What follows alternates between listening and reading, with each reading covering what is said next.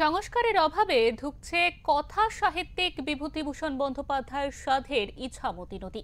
নব্যতা হারিয়েছে অনেক আগেই। বর্তমানে কচুরি পানায় ভর্তি রয়েছে কয়েক কিলোমিটার এলাকা। নদীর উপর প্রায় 200 ফুট লম্বা 8টি ফুট চওড়া বাঁশের সেতু রয়েছে, কিন্তু সেই সেতুর বেহাল দশা। প্রাণ হাতে নিয়ে যাতায়াত করতে হয় বেশ কয়েকটি গ্রামের 50,000 মানুষকে। এই সেতু দিয়ে যাতায়াত করতে হয় তাদের। বারবার নদী সংস্কারের দাবি করা হলেও সেই কাজ আজও হয়নি।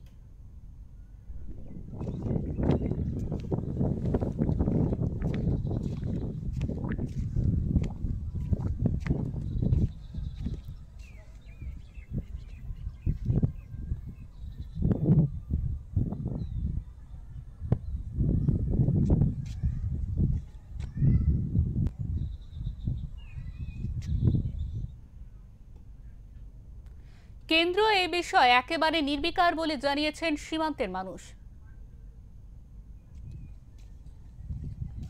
ইছামতির ব্রিজ, ভেকুটে এবং নিশ্চিন্তপুরের ঘাট, এই ঘাট দিয়ে বহু মানুষ যাতায়াত করে।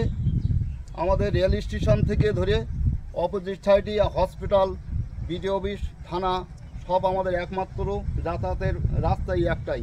কিন্তু 1 কিলোমিটার যে কচুরির চাপ, এই চাপে আমাদের ব্রিজটা এই মুহূর্তে ভেঙে দিতে পারে এবং জলস্তরে আমাদের এই বাঁধ ভেঙেও বহু এলাকা প্লাবিত হতে পারে এই কচুরির চাপে, যেহেতু জলটা আটকে যাচ্ছে।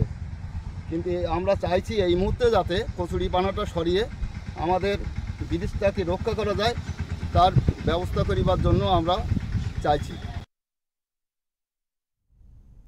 তারা চাইছেন দ্রুত কংক্রিটের ব্রিজ। স্বরূপনগরের বিডিও বিষ্ণুপদ রায় বলেন, এটা আমাদের ইখতিয়ারের মধ্যে নেই, তাও নিরাপত্তার জন্য 6 জন সিভিক ভলেন্টিয়ারকে রাখা হয়েছে। এই যে ভেকুটিয়া এবং নিশ্চিন্তপুরের মাঝখান দিয়ে চলে গেছে ইছামতি নদী, এই 2 গ্রাম বা পাশাপাশি মানুষের একটা বিরাট যোগাযোগের মাধ্যম হচ্ছে আমাদের এই কাঠের সেতু। কিন্তু বর্তমানে এই সেতুটার অবস্থা খুব জরাজীর্ণ। দীর্ঘদিন ধরে আমরা কর্তৃপক্ষের কাছে জানাচ্ছি যে এখানে প্রায় 1 কিলোমিটার ধরে কচুরি আটকে গিয়েছে, প্রায় 5 ফুট উঁচু হয়ে গেছে কচুরি।